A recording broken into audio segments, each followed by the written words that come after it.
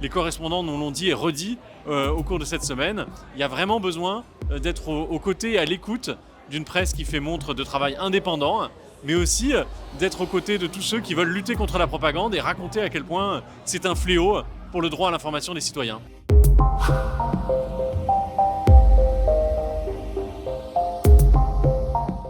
Ce soir, c'est un soir un peu spécial pour nous à Taipei, puisqu'on est là pour à la fois la réunion des correspondants de Reporters sans frontières. Vous savez à quel point on a à cœur d'avoir des informations fraîches, précises, qui viennent du terrain. Donc on réunit régulièrement les personnes qui nous informent. Mais aussi, on célèbre les 7 ans du bureau de Reporters sans frontières à Taïwan. Taïwan, c'est une île au large de la Chine, mais qui est une île qui est dominée par des forces démocratiques depuis de nombreuses années. C'est une île qui est menacée par la République populaire de Chine. 台独与台海和平水火不容，台独势力的挑衅必然会遭到反制。空中兵力主辅战机、直升机、无人机，那高达125架次，其中有90架次进入我们的应变区。 Et on sent que beaucoup de sujets qu'on voit d'ailleurs en général dans la zone, la question de la confiance dans les médias, la question de l'éthique journalistique, la question de la propagande chinoise, c'est des questions qui sont tout à fait prégnantes.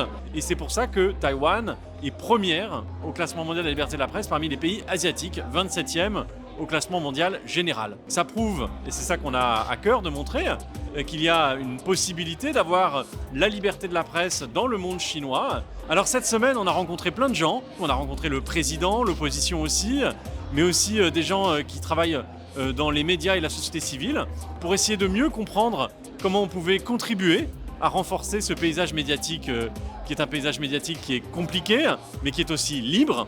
Et je crois qu'il y a des tas de choses qu'on peut faire, c'est très encourageant, parce qu'on sent l'envie à la fois de travailler vers une presse plus éthique, mais aussi le besoin de restaurer la confiance dans les médias, et enfin aussi la nécessité de combattre la propagande chinoise.